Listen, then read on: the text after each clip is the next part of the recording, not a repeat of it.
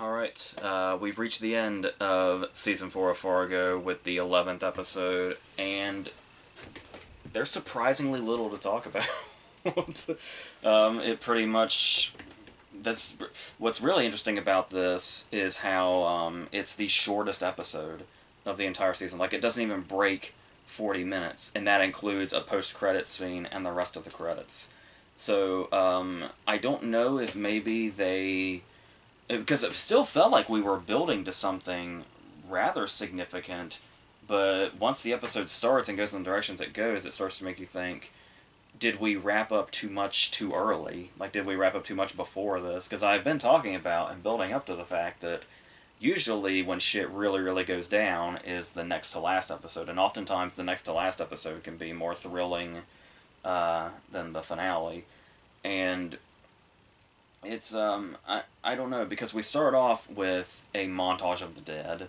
Another thing that some might consider possible filler, but I do think it's a kind of a nice callback to show all the fallen people of the season basically prepping itself to double that count.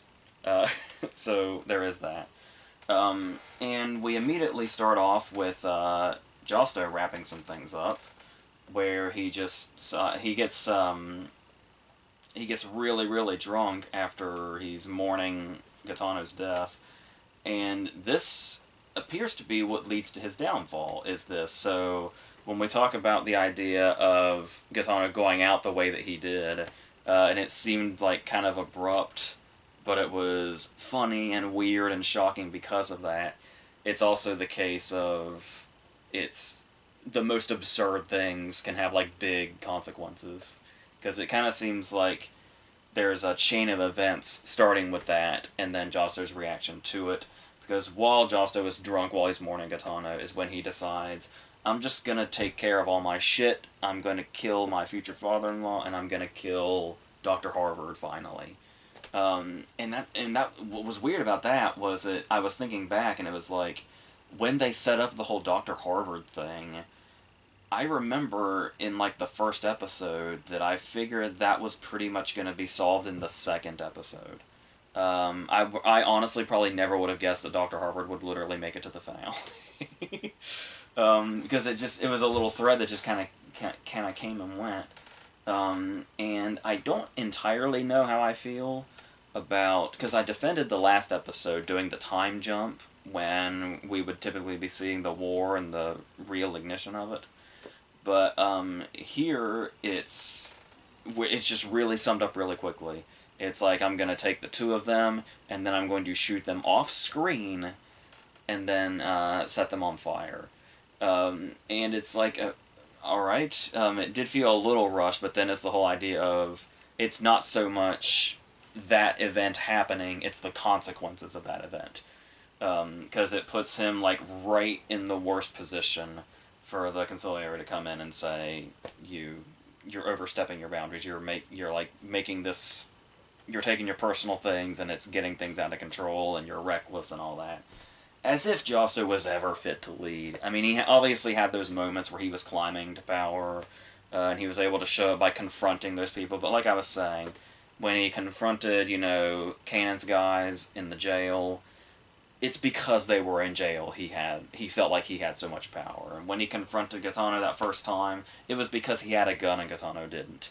And so it's like all these things. It's like faced with anything at all, it's he was never gonna get that far. I think that's the brilliance of casting Jason Schwartzman, is he's the kind of character where he can certainly be threatening when he wants to be, and like I said, when he's at the advantage. But overall, it was never destined to be for him. And I think we all knew that from the start. I've been saying through all these videos that he never stood a chance against Loy if we're looking at just the two of them, despite the fact that Loy was losing the battle here for a while. But there's the whole sort of underdog thing where it's like, if you're losing the battle most of the time, there's a good chance that you're going to be the one that comes back. And the sort of like I guess you could compare it to the tortoise and the hare story, but it's where Josto was trying to get too big too fast, while Loy was very calm and calculated the whole time, with blowing up here and there, making mistakes here and there that almost came back to bite him, because we still have the Leon and Happy thing going on. But yes, then we get to this whole thing where the ring that Ethelreda gives to Loy and shows him that, Donatello was killed and by this particular person. But the thing here is, the question was how was that going to link, because nobody seemed to know the connection between Jessie Buckley and Josto that we knew of. But there was that thing I was talking about where, and it's not really explained here, how it's like that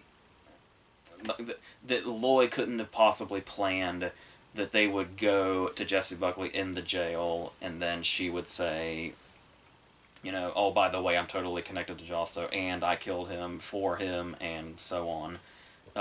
It just kind of seems like dumb luck, or contrivance, even.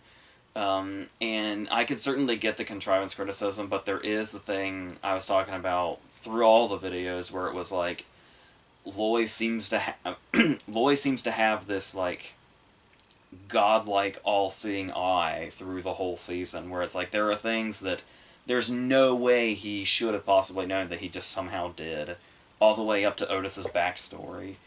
And it's...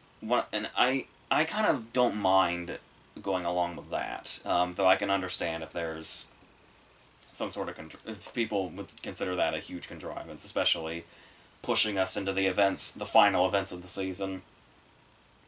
But overall, that's not something that I'm probably going to think too much about. But going into Josto's final moments, and Jessie Buckley's final moments for that matter, what I really liked about this, that kind of really, really built up the tension in this really great way, was we could sort of bounce around a lot like the season has been, where we can, see what Josto's doing here, then see what Loy's doing over here, then see what Ethelreda's doing over there.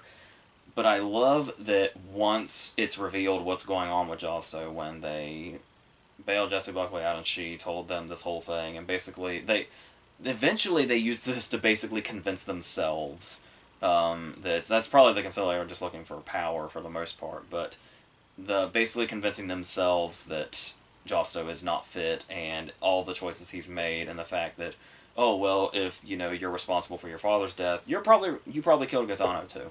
So that's that whole thing where the just absurd happening just happens to have these big consequences that were completely out of anybody's control. Because that's the thing, I was almost expecting an actual line of dialogue where Josto tries to convince them of what actually happened to Gaetano, and it's like, that's the stupidest fucking thing I've ever heard. You definitely killed him. But yeah, the whole thing when Josto said take care of him I remember feeling like that was implied in that episode when he said that, because it was like because Josto was really thirsty for power. But then it was like the more it went on, I kind of wasn't sure, and now the whole thing where it's like, I'm assuming it's just ambiguous if that was actually the case or not. But I honestly was not expecting it to come back in this big of a way, so that was surprisingly well handled. But yes, the whole thing about them cutting back and forth to other stories throughout is the fact that once this scene happens, when they all convince themselves of this and they confront Josto as a group, it never cuts away to another story. Like, it is all Josto's storyline until his storyline ends, without cutting to another character. And so it makes it feel like really sort of drawn out. There's kind of almost like it's like they're taking him out to Miller's Crossing.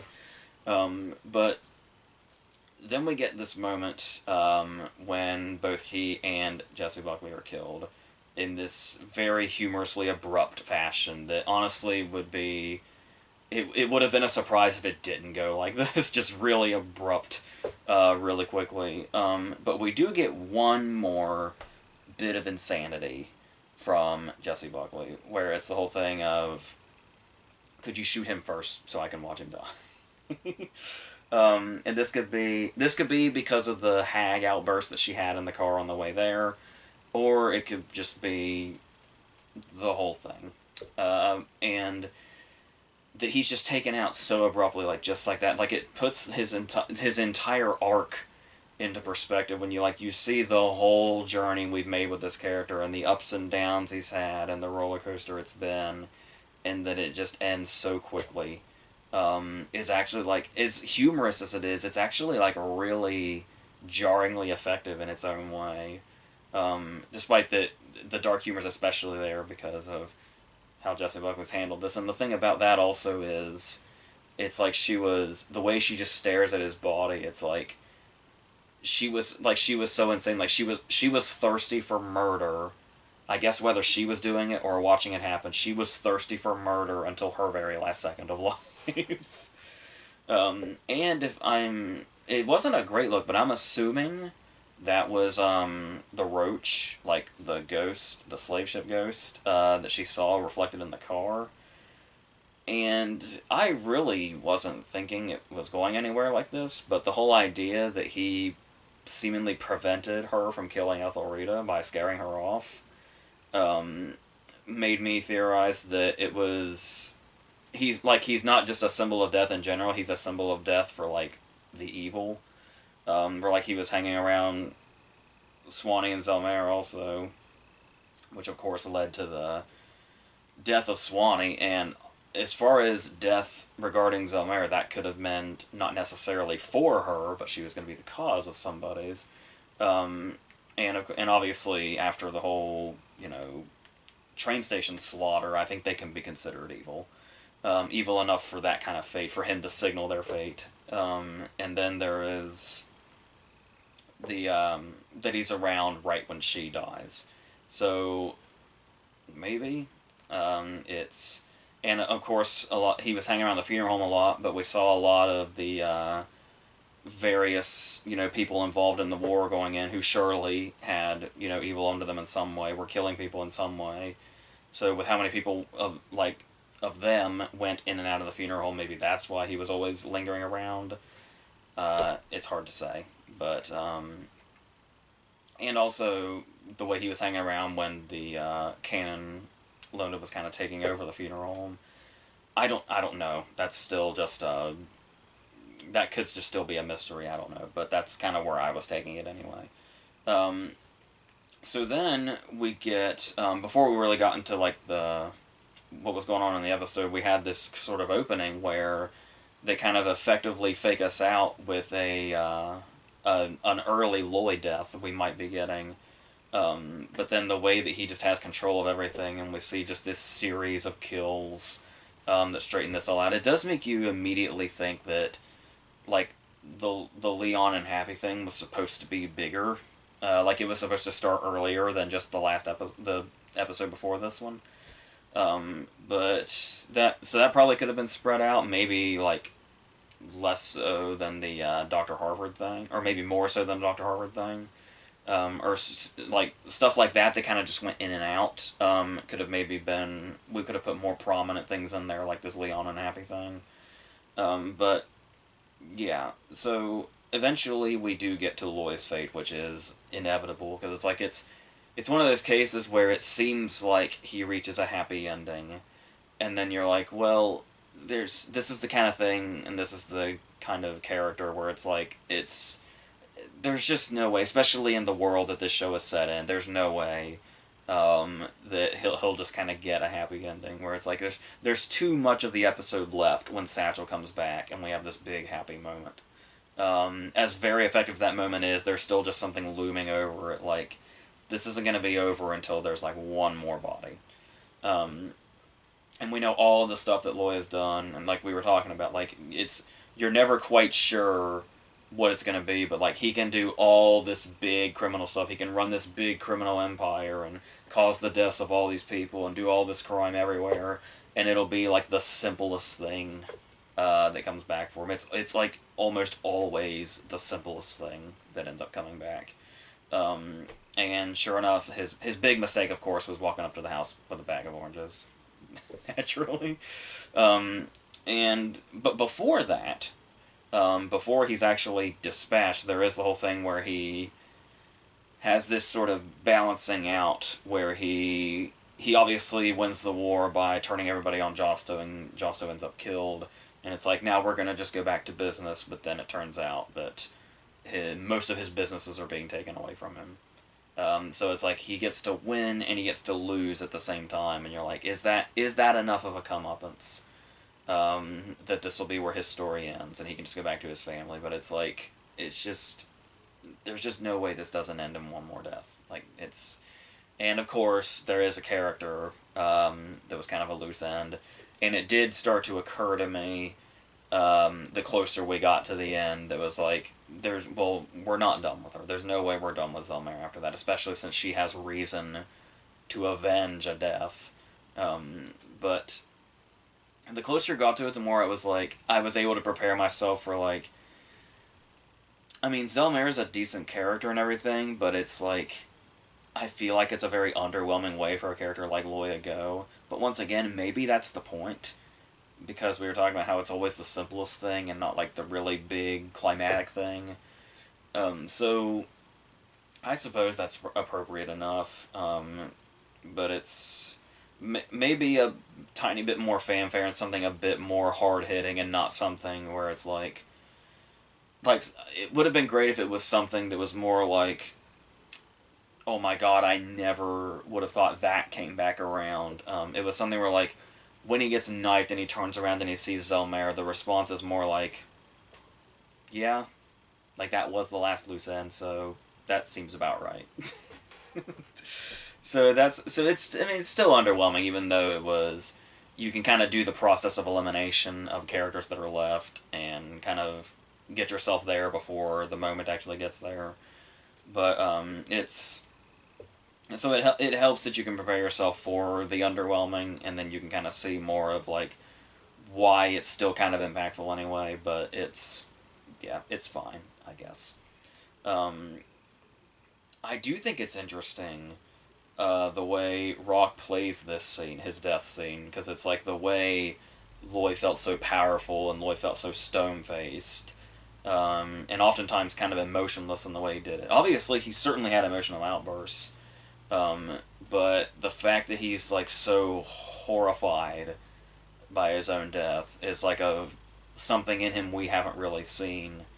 And it's like, it's sort of, I know this is a weird reference to make talking about Fargo, but the Dark Knight scene where Heath Ledger's Joker talks about how when you kill someone with a knife you get to see their real self. It almost kind of feels like that kind of plays into that. So it's still a pretty powerful scene, especially with, it gives some gravitas to Satchel, knowing where, inevitably it turns out, where Satchel is ending up. Where we do get the final, post-credit scene where we have Bokeem Woodbine come back as Mike Milligan, and I do think it's interesting that I like the way they leave you in anticipation for him to say something, and he doesn't have any lines. They just tell us visually, oh yeah, it was him. But I did look around after I watched this episode, and I saw that Noah Hawley had said that Noah Hawley knew how obvious it was. Like, he knew that he wasn't, like, keeping some big secret, and it wasn't going to be some massive reveal or anything. But it kind of somewhat felt like it, but I think that's also, you can kind of see how that's probably true, because of just how almost unceremoniously it's revealed. How it's just like, yeah, here's Satchel, and here's Mike. This is the connection. And then he doesn't even say anything, it just ends. So, maybe, but, I don't know. I kind of would have liked to have seen him get one more, sort of piece of dialogue, but I don't know. I kind of had this vision, like, I was wondering throughout, once I pretty much decided with myself, yeah, Satchel's definitely Mike Milligan, if Bokeem Woodbine was actually going to come back and do a scene or two. And I had this vision in my head of Satchel being gone and never going back home, and then Loy ends up, like, older, and then because he traded Satchel off, when Loy and Satchel would reunite, he would already be Mike Milligan, and that's how Loy would go out. So I was actually genuinely surprised that it was a big, emotional, positive moment when Satchel returned home, but, yeah, so that's where we are, I guess. Um, they write for the show. I don't, so what they say goes. It does make me wonder how much of this, because it does feel like there's a lot of stories that were kind of underdeveloped, especially when we're getting to the end and things kind of felt a bit rushed. I do wonder, and the fact that this episode's so short, I was reading into how much COVID took part in the production, and I think it said that they were eight episodes were done when lockdown happened, which means it was post lockdown that the last three episodes were done. So I don't know if that affected, and the last three episodes were shot within like a month, or like around a month. So that kind of makes it sound like it could have possibly been rushed, like out of their control.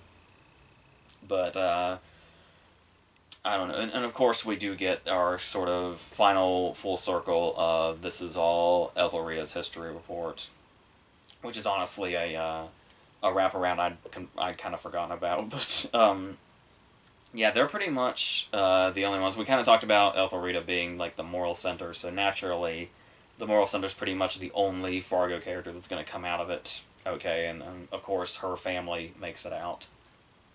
So, and I guess we're under the impression she goes on to better things. So there is that. Like I said, it's very very rushed, but I do wonder how much of that is COVID. So that's kind of unfortunate, but overall, I don't know if it's going from like the episode to episode thing instead of like kind of binging it like one normally would. That kind of makes it more appealing and lets you go from episode to episode, because I was getting like super excited going from episode to episode, because it's like what is it going to be? I can never quite tell, and it's like when you go back and you look at the whole picture as a whole, then you can probably see where a lot of faults in it are, much more so than going one at a time, because there's always that anticipation. But yeah, so I'm fine with this season. Obviously, it's certainly not to the greatness of season one, which probably isn't going to be reached. I know, once again, I said before, I know a lot of people really love season two, which there's enough callbacks to season two in this that make me want to rewatch season two. So maybe I'll have more appreciation for it if I see it again. Like I said, I watched three doing videos like this, which I thought were fine, but also kind of gave me the same vibe of it's exciting going from episode to episode, trying to figure out and guess what's going to happen. But then when you see it as a whole, it's like, oh, there was some lacking story there.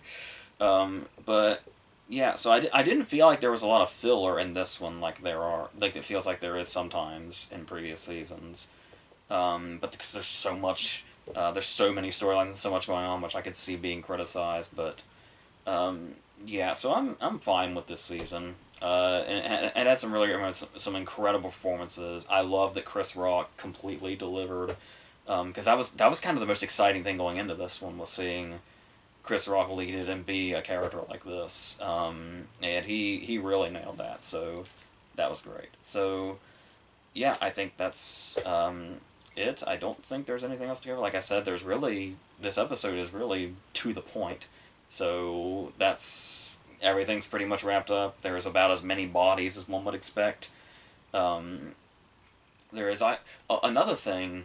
I was kind of wondering about that post-credit scene, about it just sort of cutting off where it was I couldn't help but wonder if maybe this is way too predictable and way too obvious, but I was almost expecting, like, for Mike Milligan to be looking for Zelmare to kind of settle that, but maybe that was just too obvious. So yeah. I guess I'm okay to an extent when you look at it from a certain perspective, to just say, yeah, see, visually that's what happened, and he's Mike now, so you know what happens from there. We don't need to show you anything else. He doesn't even need to say anything. So yeah. So if that's where they're gonna leave it, I guess that's where I'm gonna leave it. So yeah, until the next whatever videos are next, I think that's it.